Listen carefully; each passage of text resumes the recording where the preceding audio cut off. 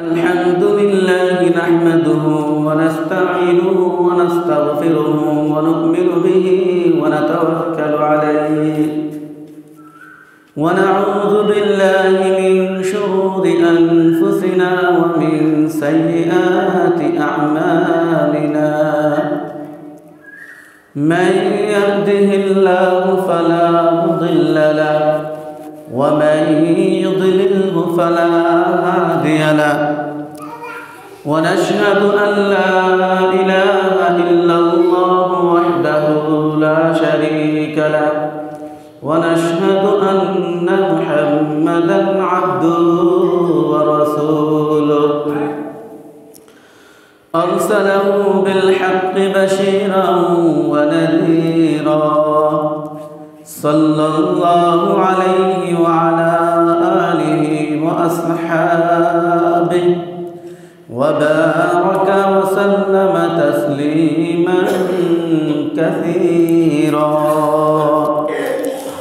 أعوذ بالله من الشيطان الرجيم بسم الله الرحمن الرحيم والذين يكنزون الذهب والفضة ولا ينفقونها في سبيل الله فبشرهم بعذاب أليم صدق الله العظيم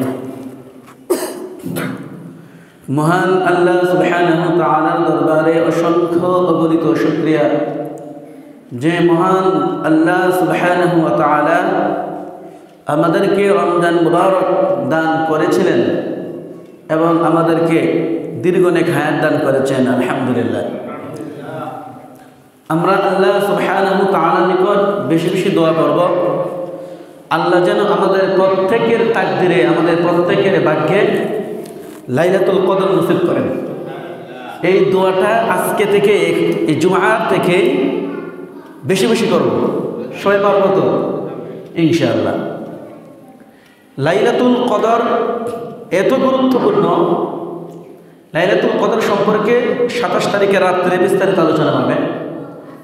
একটা মৌলিক কথা এখন আমি বলতেছি, পূর্বের যুগের উম্মত 500 বছর 400 বছর হায়াত পেয়েছেন, জিন্দেগি পেয়েছেন। এমনকি আমরা প্রত্যেকেই জানি নবী নূহ আলাইহিস সালাম 950 বছর জীবিত ছিলেন, দাওয়াতের কাজ করেছেন।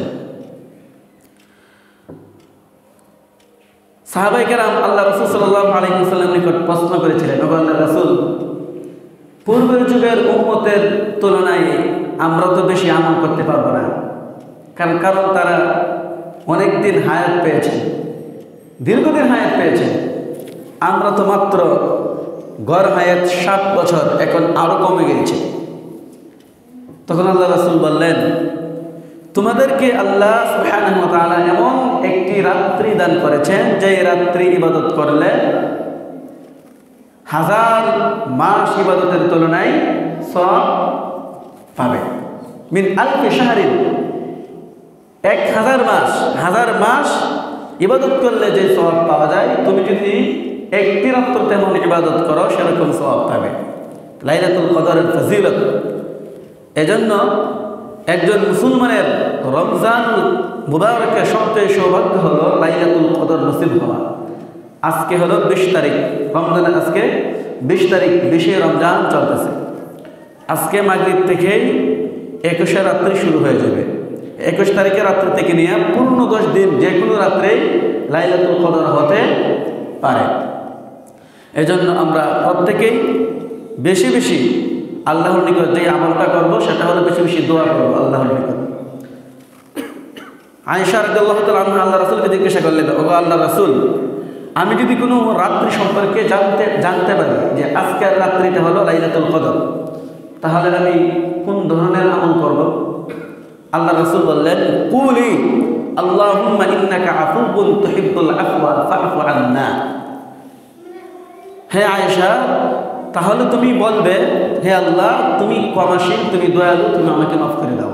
অর্থাৎ লাইলাতুল কদরের রাত্রিতে বেশি বেশি মাপ চাইবে, ক্ষমা চাইবে আল্লাহ তাআলার নিকট। আল্লাহ তাআলা আমাদের প্রত্যেককেই লাইলাতুল কদর নসিব করুন।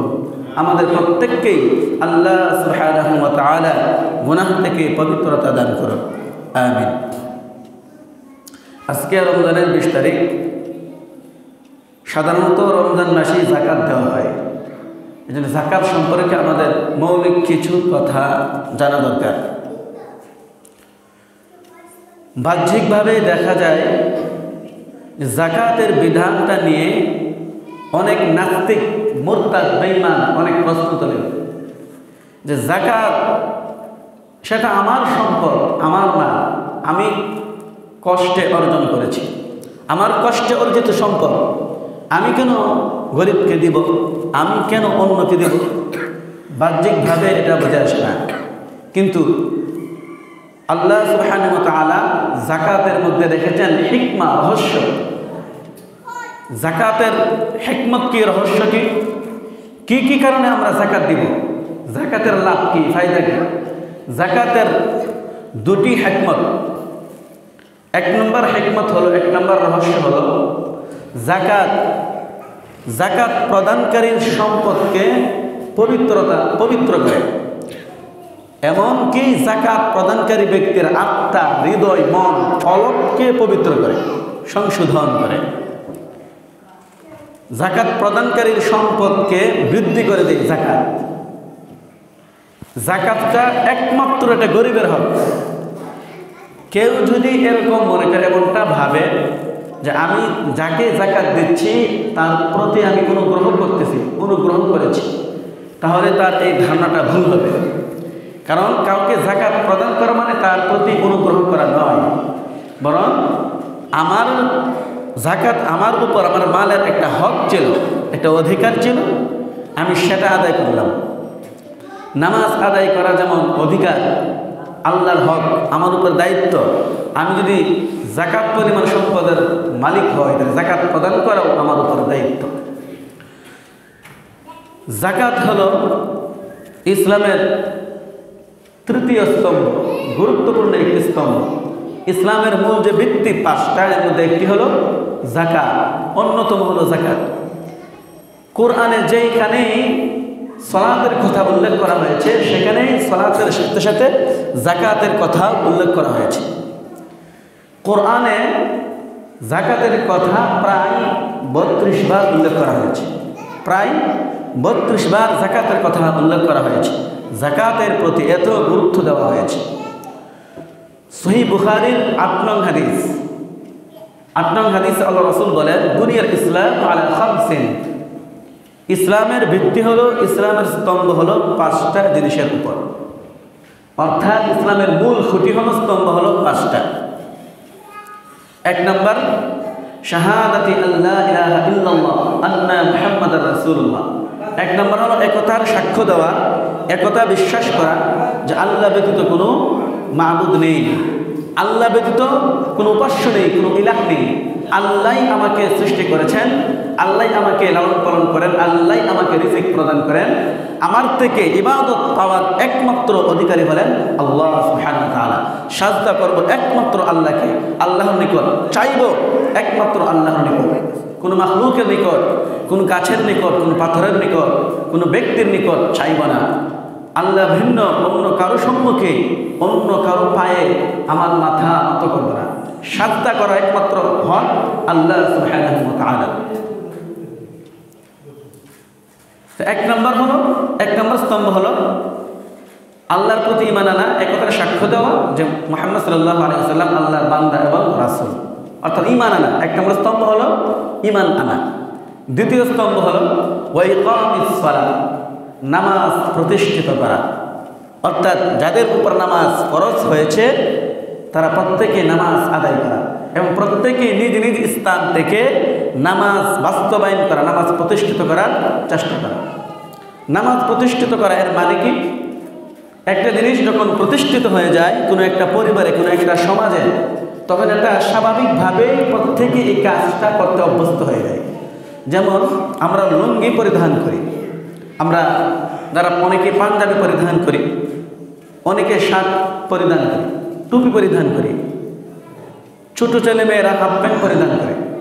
অর্থাৎ আমরা প্রত্যেকেই আমাদের সতর ঢাকার জন্য স্বাভাবিক যে পোশাক পরিধান করি, এটা আমাদের সমাজে প্রতিষ্ঠিত হয়ে গিয়েছে। কেউ চাইলে খালি লুঙ্গিবিহীন খালি গায়ে সে হাঁটাচলা করতে পারবে না। অর্থাৎ কাপড় পরিধান করা এটা সমাজে প্রতিষ্ঠিত হয়ে গিয়েছে। ঠিক তেমনিভাবে নামাজ প্রতিষ্ঠিত হওয়ার মানে হলো কোনো ব্যক্তি চাইলেও নামাজ পরিহার করতে পারবে না, অভ্যস্ত হয়ে যাবে। এটা হলো নামাজ প্রতিষ্ঠিত করার অর্থ। কিন্তু পুরা বিপরীত, নামাজ ছাড়াটাই প্রতিষ্ঠিত হয়ে গেছে। চাইলেই নামাজ ছাড়তেছি, জোর করে কেউ নসিহত করলে জোর করে কেউ যদি আসি, ইল্লা মাশাআল্লাহ কিছু লোক আছে আমরা নামাজ আদায় করি, কিন্তু 99% আদায় করি না। আল্লাহ আমাদেরকে বোঝার তৌফিক দান করো। তো ইকামাতুস সালাহ, নামাজ প্রতিষ্ঠিত করার অর্থটা তো বুঝছেন, মানে এটা অভ্যাসে পরিণত হয়ে যাওয়া। আল্লাহ আমাদেরকে বোঝার তৌফিক দান করো। নাম্বার 3, ইতাউজ যাকাত, যাকাত প্রদান করা। প্রথম 3টা ঈমান আনা, নামাজ প্রতিষ্ঠিত করা, এই 2টা নির্দিষ্ট কোনো পরিমাণ কোনো সম্পদ ধনী গরিবের সাথে সম্পৃক্ত না। কিন্তু ইতাউজ যাকাত, যাকাতটা, যাকাত প্রদান করা এটা ধনীদের সাথে সম্পৃক্ত। যাকাত পরিমাণ সম্পদের মালিক হওয়া। ওয়াল হাজ্জি, হজ করা, এটাও হজ ফরজ হওয়ার পরিমাণ সম্পদের মালিক হওয়ার সাথে সম্পৃক্ত। নাম্বার 5, সাওমিন রমাদান, রমজান মাসে রোজা রাখা। মূল 5টা স্তম্ভ, এর মধ্যে হজ এবং যাকাত, হজ এবং যাকাত এই দুটি হলো নির্দিষ্ট একটা সম্পদের সাথে সম্পৃক্ত।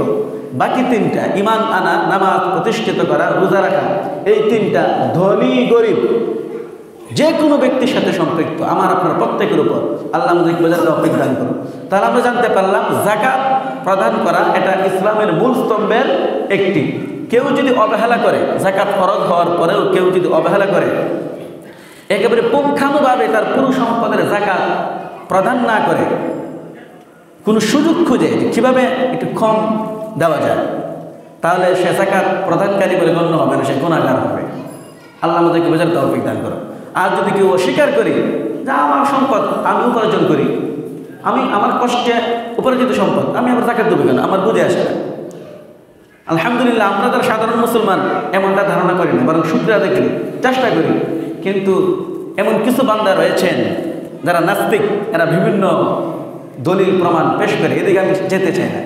তা আমরা সর্বাত্মক চেষ্টা করব আমার যে পরিমাণ যাকাত আমার সম্পদের উপরে এসেছে এর চেয়েও বেশি দান করা। যাকাত প্রদানের ক্ষেত্রে গুরুত্বপূর্ণ বিষয় হলো আমরা অনেকেই যেই পরিমাণ যাকাত আসে আমার সম্পদে, উদাহরণস্বরূপ আমার যদি যাকাত আসে 5,000 টাকা, উদাহরণস্বরূপ বলতেছি, তাহলে আমরা কি করি, ওই 5,000 টাকারে অনেক ভাগে ভাগ করে নিই, ভাগ করে কাউকে 100 টাকা 50 টাকা এভাবে দেই।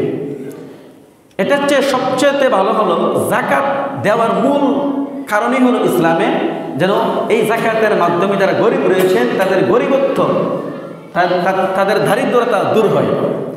আমি যদি এভাবে ভাগ ভাগ করে দিই তার তেমন একটা দূর হবে না। 5,000 টাকা যাকাত এসেছে, আমি লক্ষ্য করব সর্বপ্রথম আমার আত্মীয়ের ভিতরে কোনো গরিব মিসকিন আছে কিনা। সর্বপ্রথম আমি যদি আমার কোনো আত্মীয়কে যাকাত দিই তাহলে আমার 2টি বিষয় রক্ষা হবে। এক হলো আত্মীয়, দ্বিতীয়ত আমি সওয়াবও পাবো, যাকাতেরও সওয়াব পাবো, আমার আত্মীয়তা সম্পর্ক ঠিক রাখার কারণে আমি কী পাবো, সওয়াব পাবো, ডাবল সওয়াব পাবো। তা আমি তাকে কী করবো, আমি তাকে 4,000 টাকা দিয়ে দেবো বা 5,000 টাকা সম্পূর্ণটা দিয়ে দেবো যে তুমি এটা খরচ করো। তাহলে সেই 5,000 টাকা একসাথে পাওয়ার কারণে সে একটা কিছু করতে পারবে। এখন প্রশ্ন হলো হুজুর অনেকে তো হাত পাতে, তাদেরকে কী করবো? অনেকে তারা হাত পাতে, এদেরকে আপনি 10 টাকা 5 টাকা আপনি নিজ থেকে দিয়ে দেন, তাহলে আপনি একটা সওয়াব পাবেন। আল্লাহ আমাদেরকে বুঝার তৌফিক দান করুন। আল্লাহ রাসূল সাল্লাল্লাহু আলাইহি ওয়াসাল্লাম যাকাত সাহাবাদেরকে উদ্বুদ্ধ করতেন, তোমরা এমনভাবে যাকাত দিবে যেন সে যাকাতটা পেয়ে একটা কিছু করতে পারে, তার দারিদ্রতা দূর হয়। কিন্তু এখন এমনভাবে তুমি যাকাতটা দিবে, তুমি যাকে দিচ্ছ সে যেন লজ্জিত না হয়, সে যেন নিজেকে তোমার চেয়ে ছোটো না ভাবে, লজ্জিত না হয়, এমনভাবে তুমি তাকে দিবে। কিন্তু আফসোস কিছু কাপড়, অনেক ভাইয়েরা কাপড় আনেন 1000, 1500, 500, 300 কাপড় আনার পরে লাইন ধরেন। একদিন অমুক দিন এই এলাকার, অমুক দিন এই এলাকার এনে লাইন ধরে মহিলাদেরকে কাপড় বিলি করে। হ্যাঁ, তার নিয়ত যদি ঠিক থাকে সব পাবে, আমি সবের কথা, কমতির কথা বলতেছি না। নিয়তের মালিক আল্লাহ, আল্লাহ জানেন নিয়ত কি, কিন্তু প্রক্রিয়াটা, পদ্ধতিটা সঠিক না। তারা আসতে নিতে, তারা তো আসতেই হবে। এখানে উত্তম হলো আমি রাতের বেলায় নিজে গিয়ে গিয়ে যেন আমাকে কেউ না দেখে, চেষ্টা করবো যেন আমাকে কেউ না দেখে। যদি দেখে ফেলে সমস্যা নেই, আমি তার বাড়িতে গিয়ে হাদিয়া, এটা আমার পক্ষ থেকে তোমাকে হাদিয়া, এটা আমার পক্ষ থেকে তোমাকে হাদিয়া। আমি যদি টাকা দিতে আরও বেশি বলো, টাকার সে খরচ করতে পারবে। আল্লাহ আমাদেরকে বোঝার তৌফিক দান করে। তো যাকাতের মূল রহস্য হলো যাকাত দেওয়ার মাধ্যমে আমার নিজের আত্মার সংশোধন হয় এবং আমার কলব পবিত্র হয়। আল্লাহ সুবহানাহু ওয়া তাআলা সূরা তাওবার 103 নং আয়াতে বলেন, খুয মিন আমওয়ালিহিম সাদাকাতান তুতাহহিরুহুম ওয়া তুযাক্কিহিম বিহা। আল্লাহ সুবহানাহু ওয়া তাআলা বলেন, হে নবী, আপনি ধনী যারা রয়েছেন, যারা ধনী ব্যক্তি রয়েছেন, তাদের থেকে সম্পদ গ্রহণ করুন। তাদের থেকে সম্পদ গ্রহণ করে যারা দরিদ্র রয়েছেন তাদের মধ্যে আপনি বন্টন করুন। লাভ কি? তুতাহহিরুহুম। তাহলে এই যাকাত ধনীদের আত্মাকে পবিত্র করবে, যাকাত প্রদানকারীর কলবকে পবিত্র করবে, তার গুনাহকে দূর করবে এবং তার সম্পদকে বিভিন্ন ধরনের বিপদ আপদ থেকে বাঁচিয়ে রাখবে। ওয়া তুযাক্কিহিম বিহা। এবং এই যাকাত ধনীদেরকে পরিশুদ্ধ করবে, সর্বদিক থেকে তাদেরকে পরিশুদ্ধ করবে। তাহলে যাকাত দেওয়ার মাধ্যমে আমার সম্পদের অনাকাঙ্ক্ষিত অনেক বিপদ থাকে। ব্যবসায়ী ভাই যারা রয়েছেন এরা অনেকে জানেন, যারা ক্ষেত খামার করেন এরা জানেন, অনেক সময় এরকম হয় না, হঠাৎ বন্যা এসে, পানি এসে, আমি আগামীকাল আমার ক্ষেতটা কাটার ডেট, আমি খেটে আনতাম, সকালে উঠে গিয়ে দেখি ক্ষেত পুরোটা পানি ডুবিয়ে ফেলেছে। হয় না এরকম? যাকাত দেওয়ার মাধ্যমে আমি যদি যাকাত প্রদান করি তা আমার সম্পদের উপর অনাকাঙ্ক্ষিত যে বিপদ আপদ, এটা থেকে হেফাজত করবেন কে? আল্লাহ সুবহানাহু ওয়া তাআলা হেফাজত করবেন। এজন্য ভাইয়ারা আবার আমরা প্রত্যেকেই পুঙ্খানুভাবে হিসাব করে যেই পরিমাণ যাকাত আসে এর চেয়ে বেশি দেওয়ার চেষ্টা করব। আল্লাহ তাআলা আমাদেরকে তৌফিক দান করুন। দ্বিতীয়ত যাকাত দেওয়ার ফজিলত কি? যাকাত দিলে আমার লাভ কি? এক নম্বর লাভ হলো যাকাত প্রদানকারীকে আল্লাহ সুবহানাহু ওয়া তাআলা অনুগ্রহ করবেন, রহমত করবেন, রহমত নাযিল করবেন। দলিল সূরা আরাফের 156 নং আয়াত, আল্লাহ সুবহানাহু ওয়া তাআলা বলেন, ওয়া রাহমাতি ওয়াসিআত কুল্লা শাই। আমার অনুগ্রহ প্রত্যেক বস্তুই পাবে, আমার অনুগ্রহ প্রত্যেক বস্তুই পাবে। পশু পাখি থেকে নিয়ে প্রত্যেক বস্তুই আমার অনুগ্রহ পাবে, আমার অনুগ্রহ থেকে কেউ বঞ্চিত না। তবে হ্যাঁ, যারা তাকওয়া অর্জন করবে, ওয়াইউতুনাজ যাকাতা, এবং যারা যাকাত প্রদান করবে তাদেরকে অবশ্যই আমি অনুগ্রহ করব। বুঝতে হবে আয়াতটা। প্রথমে বলেছেন আমার অনুগ্রহ ব্যাপক, যে কোনো ব্যক্তি যে কোনো বস্তু আমার অনুগ্রহ পাবে, সে ভালো করুক খারাপ করুক। কিন্তু যারা তাকওয়া অর্জন করবে, যারা গুনাহ থেকে বেঁচে থাকবে এবং যারা নিজেদের সম্পদ থেকে যাকাত প্রদান করবে তাদেরকে আমি অবশ্যই ফাসআকতুবুহা, অচিরেই আমি তাদেরকে অনুগ্রহ করব। আল্লাহ তাআলা আমাদেরকে বোঝার তৌফিক দান করুন। দ্বিতীয় ফজিলত হলো যাকাত প্রদান করার মাধ্যমে আল্লাহর সাহায্য আসে। যাকাত প্রদান করার মাধ্যমে আল্লাহর সাহায্য আসে। যাকাত প্রদানকারীর উপর সাহায্যটা কীভাবে আসে? এমন অনেক বিপদ থাকে, বিপদের সম্মুখীন হলেই তো আমি বুঝতে পারবো যে বিপদটা আমার আসছে। আমি যদি বিপদের সম্মুখীন না হই তাহলে তো আমি বুঝতে পারবো না আমি বিপদের সম্মুখীন হতাম কিনা। যাকাত প্রদান করার কারণে যাকাত প্রদানকারীকে অনাকাঙ্ক্ষিত অনেক বিপদ থেকে আল্লাহ সুবহানাহু ওয়া তাআলা সংরক্ষণ করেন, হেফাজত করেন। এজন্য বলা হয় যে যাকাত প্রদানকারীকে আল্লাহ সুবহানাহু ওয়া তাআলা সাহায্য করেন। দলিল সূরা হজ্জের সূরাতুল হজের 40 থেকে 41 নং আয়াত। এখানে আল্লাহ বলেন, ওয়ালা ইয়ানসুরান্নাল্লাহু মান ইয়ানসুরুহু ইন্নাল্লাহা লাকাবিয়্যুন আজিজ।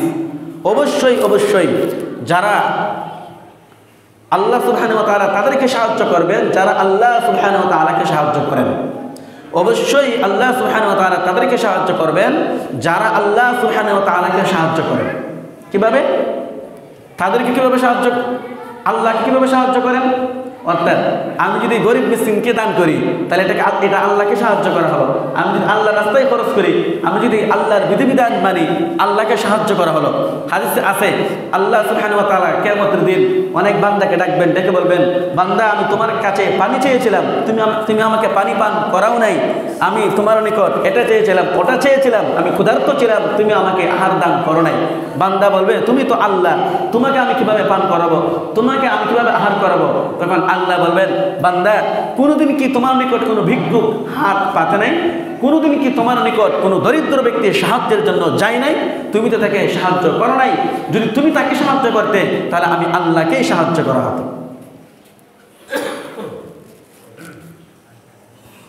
এটা হলো যাকাত প্রদান করার ফজিলত। আল্লাহ আমাকে সাহায্য করবেন এবং আমার প্রতি অনুগ্রহ করবেন। সবচেয়ে গুরুত্বপূর্ণ হলো যাকাত যদি আমি আদায় না করি, একেবারে আদায় করি নাই, অথবা আদায় করেছি কিন্তু আমি কৌশল অবলম্বন করেছি, কৌশল অবলম্বন করে যাকাত যেই পরিমাণ আসছিল এর চেয়ে কম দিয়ে আমি বুঝিয়ে দিচ্ছি যাকাত আদায় করছি। একই কথা, যাকাত আদায় না করলে যে শাস্তি, যাকাত প্রদান করতে গিয়ে কোনো অপকৌশল অবলম্বন করলেও সেই শাস্তি। যাকাত প্রদান না করলে শাস্তি কি? এ মর্মে এক নম্বর শাস্তি হলো আল্লাহ সুবহানাহু ওয়া তাআলা বলেন, তাদের জন্য রয়েছে মৃত্যুর পর যন্ত্রণাদায়ক শাস্তি। তাদের জন্য রয়েছে মৃত্যুর পর যন্ত্রণাদায়ক শাস্তি। যন্ত্রণাদায়ক শাস্তি কি? সূরা তাওবার 34 নং আয়াত আল্লাহ বলেন, ওয়াল্লাযীনা ইয়াকনিজুনা আয-যাহাবা ওয়াল ফিদ্দাতা ওয়া লা ইউনফিকুনাহা ফী সাবিলিল্লাহ। আল্লাহ বলেন, যারা স্বর্ণ এবং রৌপ্য জমা করবে, একত্রিত করবে, সঞ্চয় করবে, কিন্তু ওয়ালা ইউনফিকুনাহা ফী সাবিলিল্লাহ, কিন্তু আল্লাহর রাস্তায় এর নির্ধারিত পরিমাণ খরচ করবে না, ব্যয় করবে না, অর্থাৎ তার উপরে যে যাকাত এসেছিল সেই যাকাত সে প্রদান করে নাই। আল্লাহ বলেন, ফাবাশশিরহুম বিআযাবিন আলীম। ওগো আল্লাহর নবী, আপনি তাদেরকে যন্ত্রণাদায়ক শাস্তির সংবাদ দেন, যে তাদের জন্য রয়েছে যন্ত্রণাদায়ক শাস্তি। কোনো হালকাভাবে দেখার কোনো সুযোগ নাই। সরাসরি কোরআনের আয়াত, ইসলামের একটি স্তম্ভ, এটা কোনো নকল কোনো বিষয় না, ফরজ আইন। মারাত্মক গুনার অধিকারী হব। আল্লাহ তাআলা আমাকে বোঝার তৌফিক দান করুন। তা শাস্তিটা কি? যন্ত্রণাদায়ক শাস্তিটা কি? সূরা তাওবার 135 নং আয়াতে আল্লাহ বলেন, তাদের কপালে, তাদের পার্শ্বে, গায়ের বিভিন্ন পার্শ্বে, তাদের পিঠে আগুনের শেক দেওয়া হবে, আগুনের হিট দেওয়া হবে। হিট, এটা দেখুন বোঝানো সহজ। অনেকের দেখেন কারেন্টের, যাদেরকে রিমান্ডে নেওয়া হয়, কারেন্ট দিয়ে হিট দেয় না তাদের গায়ে আগুন দিয়া। জাহান্নামের আগুন দিয়া ওই যাকাত যে আদায় করে নাই ওই ব্যক্তির কপালে, গায়ের বিভিন্ন পার্শ্বে এবং পিঠে আগুন প্রজ্বলিত করে আগুন দিয়ে হিট দিবে। দলিল সূরা তাওবার 35 নং আয়াত আল্লাহ বলেন, ইয়াউমা ইহমা আলাইহা ফি নারি জাহান্নাম ফাতুকওয়া বিহা জিবাহুহুম ওয়া জুনুবুহুম ওয়া যুহুরুহুম। আল্লাহ বলেন, যারা যাকাতের পরিপূর্ণ হক আদায় করে নাই, পরিপূর্ণভাবে যাকাত প্রদান করে নাই, তাদেরকে ওই সম্পদ, জাহান্নামে ওই সম্পদ প্রজ্বলিত করা হবে। ওই সম্পদ প্রজ্বলিত করে তাদের কপালে, তাদের পিঠে এবং তাদের পার্শ্বে আগুন দিয়ে শেক দেওয়া হবে, হিট দেওয়া হবে, দাগ দেওয়া হবে। চিন্তা করেন, দুনিয়ার আগুন যদি আমি আপনি সহ্য করতে না পারি, তাহলে জাহান্নামের আগুন প্রজ্বলিত করে আমার আপনার গায়ে হিট দেওয়া হবে, শেক দেওয়া হবে, সহ্য করতে পারবো? আল্লাহ আমাদেরকে বুঝার তৌফিক দান করুন। নামাজ পরিত্যাগকারীর ব্যাপারে এত মারাত্মক কথা বলা হয় নাই। শুনেছেন কোথাও কোনোদিন সরাসরি আয়াতে নামাজ প্রদানকারী এই পরিমাণ শাস্তি হবে, সরাসরি আগুন জ্বালিয়ে তাদেরকে শেক দেওয়া হবে, হিট দেওয়া হবে? কিন্তু যাকাত প্রদানকারীর, যাকাত অনাদায়কারীর ব্যাপারে বলা হয়েছে। আল্লাহ তাআলা আমাদেরকে বোঝার তৌফিক দান করুন। হাদিসে আল্লাহ রাসূল সাল্লাল্লাহু আলাইহি ওয়াসাল্লাম বলেন, যেই ব্যক্তি তার সম্পদের পরিপূর্ণ যাকাত প্রদান করে নাই, আমি শুধু বাংলাটা বলে শেষ করে দিচ্ছি, যে ব্যক্তি তার সম্পদের পরিপূর্ণ হক আদায় করে নাই, মৃত্যুর পর তার এই সম্পদকে, সহিহ বুখারীর 1403 নং হাদিস, সহিহ বুখারী 1403 নং হাদিস, এই হাদিসটা বলতেছি সরাসরি হাদিস, সময় নাই বিধায় আমি বাংলাটা বলতেছি। সহিহ বুখারীর 1403 নং হাদিস, আল্লাহ রাসূল বলেন, দুনিয়াতে যারা তার সম্পদের পরিপূর্ণ যাকাত প্রদান করে নাই, মৃত্যুর পর ওই সম্পদকে বিষধর একটি সাপে পরিণত করা হবে। একটি সাপ বানানো হবে, ওই পুরো সম্পদটা দিয়ে একটা সাপ বানাবে। ওই সাপে ওই সাপটাকে তার গলায় পেঁচিয়ে দেওয়া হবে। তখন এই সাপটা তাকে দর্শন করতে থাকবে, কামড়াতে থাকবে তার গলায়। আর এই সাপটা বলতে থাকবে, আনা মালুকা ওয়া কানজুকা, আমি হলাম তোমার সেই গচ্ছিত সম্পদ, তোমার ভালোবাসার সম্পদ, যাকে তুমি জমিয়ে রেখেছিলে, হক আদায় করো নাই। আমি হলাম তোমার গচ্ছিত ধন সম্পদ, আমি হলাম তোমার মাল। আল্লাহ আমাদেরকে বুঝার তৌফিক দান করুন। খুবই মারাত্মক বিষয়। সর্বশেষ আমরা প্রত্যেকে জানি যে আবু বকর রাদিয়াল্লাহু তাআলা আনহু বলেন, নরম সাহাবী না গরম সাহাবী? ইসলামের প্রথম সাহাবী হযরত আবু বকর রাদিয়াল্লাহু তাআলা আনহু, তিনি গরম ছিলেন না নরম ছিলেন? তার ব্যাপারে আমরা প্রত্যেকে জানি তিনি ছিলেন কি? নরম দিলের লোক। আর উমর রাদিয়াল্লাহু তাআলা আনহু ছিলেন একটু গরম মেজাজের। কিন্তু ওই যাকাতের বিষয়টা আল্লাহ রাসূল সাল্লাল্লাহু আলাইহি ওয়াসাল্লাম যখন ইন্তেকাল করলেন, তখন এক শ্রেণীর নতুন নবমুসলিম আল্লাহ রাসূল ইন্তেকালের পর তারা যাকাত দিতে অস্বীকার করলেন। তারা বললেন, না, আমরা যাকাত দিব না। যেহেতু হযরত ইসলামের প্রথম খলিফা আবু বকর রাদিয়াল্লাহু তাআলা আনহু প্রথম খলিফা নিযুক্ত হলেন, যখন তার নিকটে এই সংবাদ আসলো যে এক শ্রেণীর লোক যাকাত দিতে অস্বীকার করেছে, তখন তিনি রাগ হয়ে গেলেন, তিনি গরম হয়ে গেলেন। তিনি বলে উঠলেন, আল্লাহর কসম, আল্লাহর রাসূলের নিকট যারা যাকাত প্রদান করত, তাদের কেউ যদি একটা উটের বাচ্চার যাকাত দিতেও অস্বীকার করে, আমি তাদের সাথে জিহাদ করব, আমি তাদের সাথে যুদ্ধ করব। সহিহ বুখারী 1403 নং হাদিস, সহিহ বুখারী 1399 নং হাদিস সরাসরি বলতেছে, আল্লাহর কসম, আল্লাহর রাসূলের জীবদ্দশায় যারা যাকাত প্রদান করত, এমন কোন ব্যক্তি যদি উটের একটি বাচ্চার যাকাত দিতে অস্বীকার করে, আমি তার সাথে যুদ্ধ ঘোষণা করলাম, আমি আবু বকর তার সাথে যুদ্ধ করব, তার সাথে যুদ্ধ করে আমি তার কাছ থেকে জোরপূর্বক যাকাত প্রদান করব। তখন উমর রাদিয়াল্লাহু তাআলা আনহু বললেন, তিনি শুকরিয়া আদায় করলেন। উমর রাদিয়াল্লাহু তাআলা আনহু বললেন, আলহামদুলিল্লাহ, ওই আল্লাহর শুকরিয়া আদায় করি যেই আল্লাহ হযরত আবু বকর রাদিয়াল্লাহু তাআলা আনহুকে সঠিক বুঝটা দান করেছেন। অর্থাৎ তিনি বোঝাতে চাচ্ছেন, এই মুহূর্তে এরকম মেজাজ দেখানোই উচিত ছিল। অতএব আমরা এই সামান্য আলোচনা দ্বারা বুঝতে পারলাম যে আমি যদি যাকাত পরিপূর্ণভাবে আদায় না করি, তাহলে অবশ্যই আমি শাস্তির সম্মুখীন হয়ে যাব। কারণ এটা কোনো নফল বিষয় না, দান সৎকা না। আমি যে এই আয়াতগুলো বললাম, যে হাদিসগুলো বললাম, সরাসরি সহিহ হাদিস, সরাসরি আয়াত থেকে বললাম। অতএব আল্লাহ সুবহানাহু ওয়া তাআলা আমাদের প্রত্যেককেই আমার সম্পদ থেকে পরিপূর্ণ হিসাব করে পুঙ্খানুপুঙ্খানুভাবে যাকাত প্রদান করার তৌফিক দান করো। এমনকি যে পরিমাণ যাকাত আসে এর চেয়েও বেশি আদায় করার তৌফিক দান করো। ওয়া আখিরু দাওয়ানা আনিল হামদুলিল্লাহি রাব্বিল আলামিন। আসসালামু আলাইকুম।